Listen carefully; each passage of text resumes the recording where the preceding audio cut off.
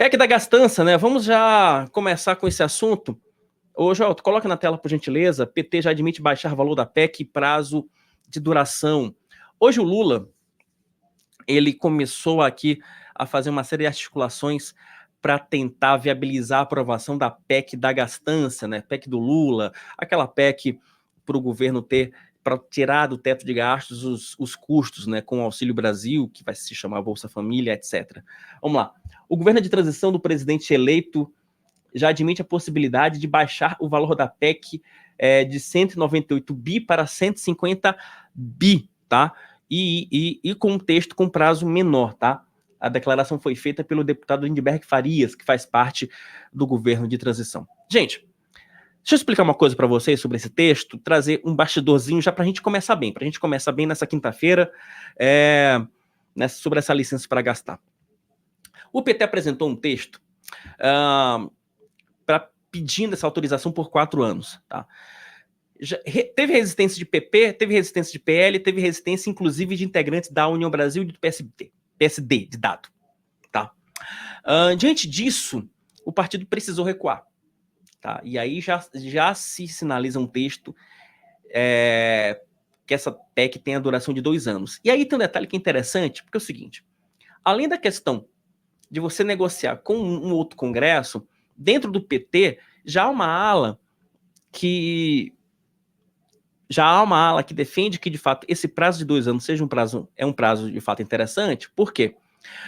Porque vai permitir que o próprio partido já negocie com uma outra gestão quando ocorrer a mudança da presidência da Câmara do Senado ali em 2025. Então, vejam que está tudo muito interligado. E há uma resistência muito forte de partidos que hoje são considerados bolsonaristas e que alguns desses parlamentares eles serão importantes para a aprovação desse texto em relação a uma licença para gastar de 4 anos. Então, o PT apresentou um texto, já admite reduzir o valor da PEC, já admite reduzir o valor do prazo, e a tendência é que, de fato, sejam 2 anos, tá, gente? Esse é o texto que começa a ser construído na terça-feira da semana que vem. Ele já começa a tramitar na CCJ, e é um texto que vai ter a relatoria do Davi Alcolumbre, atual presidente da CCJ do Senado. Coloca na tela, por gentileza, ô Joelton, essa informação que nós temos mais cedo sobre o Elmar Nascimento e sobre o Davi Alcolumbre. Será que a gente consegue achar? Na Alessandro Vieira, não. É uma outra informação. Rapidinho, deixa eu só ver se eu consigo achar aqui, gente. Porque nós demos uma informação mais cedo, dando conta de que o Elmar Nascimento, líder do União Brasil na Câmara, deve ser o relator da PEC da gastança, né, lá na Câmara. Vamos ver se a gente consegue achar rapidinho, Joelton. Eu sei que eu não coloquei na pauta, mas obrigado, querido. Sobe aí, por gentileza. O líder da União Brasil, Elmar Nascimento, é o favorito para relatar a PEC do Lula, assim que o texto for analisado pelos deputados. No Senado, o texto apresentado por Marcelo Castro, isso na semana passada, deve ter como relator o presidente da CCJ, Davi Alcolumbre. Por que isso é importante, gente? E aí eu trago para vocês um outro bastidor sobre esse cenário. O PT conta já com MDB, União Brasil e PSD para compor a sua base tanto na Câmara quanto no Senado, tá? E aí a indicação dessa relatoria, ela é importante para tentar atrair alguns parlamentares da União Brasil para essa base lulista. Na União Brasil há uma divisão, há uma ala que quer compor, sim, com o Lula. Eu estou falando de uma ala aí do Elmar Nascimento, do próprio Davi Alcolumbre, mas é uma ala de alguns deputados da região Nordeste, como Efraim Filho, que agora vai para o Senado. Enfim, então existe uma composição da União Brasil para você ter essa base lulista.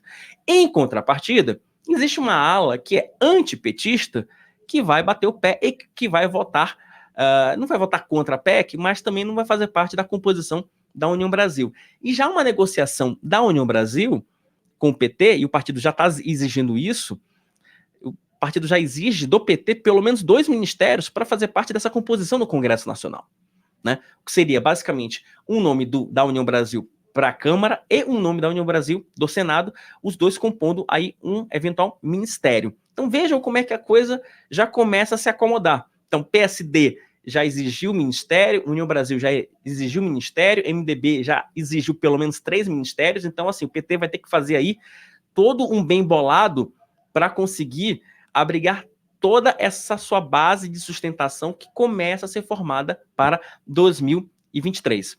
Sim, Elton, é a PEC do Bolsa Família, tá? Só para a gente deixar muito claro. Então, e para quem não está associado, não está familiarizado com essa PEC, basicamente é o seguinte, essa PEC ela tira do teto de gastos o Bolsa Família e alguns gastos extraordinários, gastos ordinários do governo federal com programas assistenciais, tá bom? Como diria aqui nossa amiga Tusneia, me perdoe se eu, de fato, estou te dando teu nome errado, mas todos novamente juntos, né? Basicamente, política é isso, gente. Política, a composição é essa, e é por isso que a gente sempre fala aqui no Antagonista. Não adianta vocês brigarem por política por A e por B. No final das contas, os caras se unem e fazem as coisas sem ouvir a base da população, tá bom? A PEC do rombo, né? Tem tanto apelido pra essa PEC, eu acho que depois a gente pode fazer uma enquete aqui no chat. O que você acha, Joelton? A gente pode fazer aqui Tá, eu vou fazer um desafio para vocês aqui no chat. Enquanto a gente está aqui falando sobre alguns outros assuntos, vamos colocar aqui as sugestões que vocês dão aqui para a PEC, né? PEC do rombo fiscal, PEC do Lula, PEC do arrombo, enfim. Podem colocar que a gente vai ler aqui as melhores alcunhas para a PEC da transição, tá bom?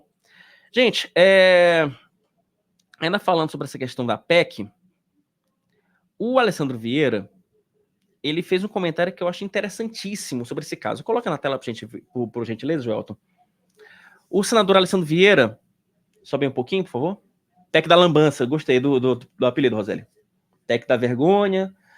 O senador Alessandro Vieira afirmou nesta quinta-feira que Lula está queimando o capital político ao apresentar uma proposta de impacto de 198 bi, tá? Em entrevista ao Globo, PEC dos Alibabás, ótimo, maravilhosa. Célia, perfeito comentário, perfeito. Em entrevista ao Globo, o parlamentar autor de um projeto alternativo à PEC da gastança disse que o novo governo tem um começo atabalhoado, né? Ao realizar os velhos acordos de sempre, em troca de um espaço no orçamento de 2023. Na medida em que se apresenta um pedido de comprar espaço fiscal de 200 bilhões aproximadamente, né? E consegue 100 bi, não se pode contabilizar isso como uma vitória. O governo está queimando capital político, ao mesmo tempo em que se omite e passa a mão no orçamento secreto.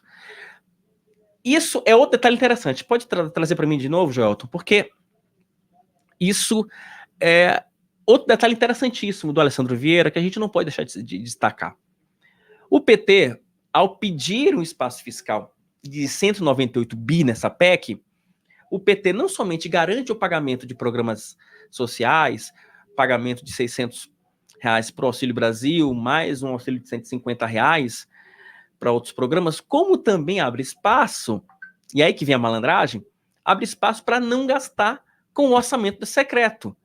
Abre espaço para não mexer no orçamento secreto. PEC da picanha, boa, Márcia, boa. PEC kamikaze, PEC da vingança, boa. Gente, então vejam como é que é a malandragem. Na negociação do PT com Lira, ficou muito claro ali para o presidente eleito Lula, olha, eu não mexo com orçamento secreto, mas você também me libera um ajuste fiscal de 198 bilhões. E tem mais um detalhe nessa conta, né? É que a questão do orçamento secreto, PEC da farra do PT, boa, Clodoaldo, boa definição. PEC da carreta furacão. Ótimo, Júlio. Vocês são ótimos, vocês são demais. PEC do rombo, vocês são ótimos. Então, voltando aqui, gente, voltando aqui à questão do PT, então vejam como é que é um acordo muito bem delineado, porque quando o PT não mexe no orçamento secreto, primeiro, o PT não arranja uma confusão logo na largada com Arthur Lira. Segundo, libera o Arthur Lira para fazer campanha rumo à reeleição dele na Câmara. Tanto é verdade que ontem, como o Graeb contou aqui pra gente, o PT vai apoiar o Arthur Lira. Praticamente vai ser uma eleição, não vou te falar que unânime, porque sempre aparece ali algum deputado PSOL para marcar posição.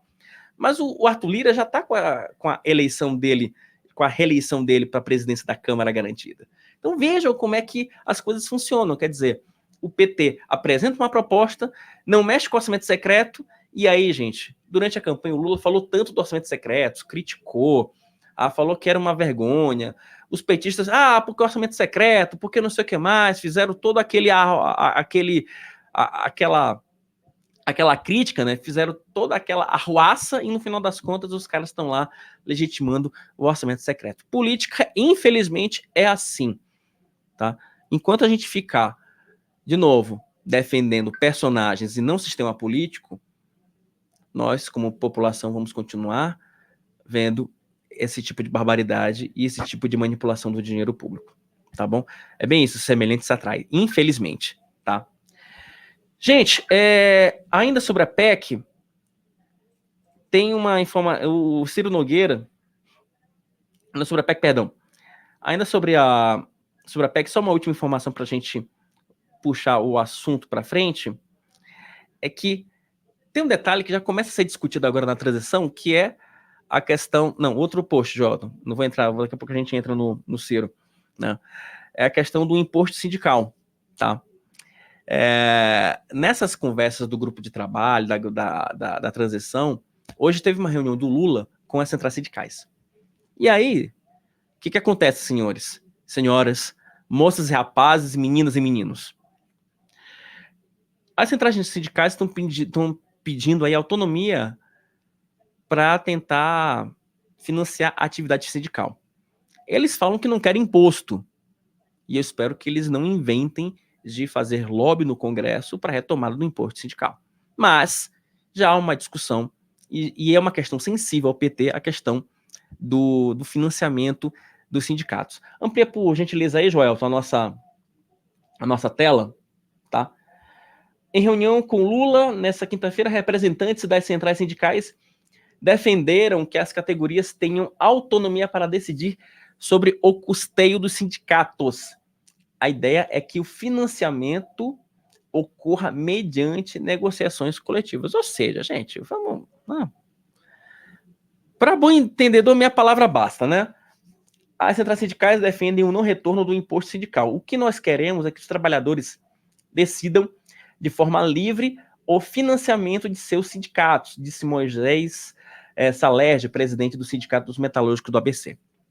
Agora, vejam como é que essa questão do imposto sindical ela é curiosa. Eu apurei junto com alguns integrantes da transição que houve um desconforto, por quê? Porque essa reunião ela foi com alguns sindicatos que foram ligados ao Lula e que visitaram o Lula na prisão quando ele estava preso em Curitiba. Alguns sindicatos que não tinham uma ligação com o Lula, como o Sindicato dos Auditores Fiscais, do Sindicato Nacional dos Auditores Fiscais, por exemplo, eles não foram chamados para essa reunião com os sindicalistas. Então vejam que a conversa do Lula não foi necessariamente só com os sindicatos, foram com os sindicatos alinhados ao governo PT. Então assim, gente, aí é fácil de falar em imposto sindical, né? Você chama um monte de coleguinha, chama vários camaradinhas ali, chama a sua panelinha para discutir um assunto de interesse da panelinha, aí fica fácil, né? Aí depois você vai lá para o Congresso e quer que o Congresso dê um cheque em branco para o PT para arrombar o rombo fiscal, para arrombar o teto de gastos. Aí é fácil, né? Difícil, né? É fácil, né? Aí é fácil.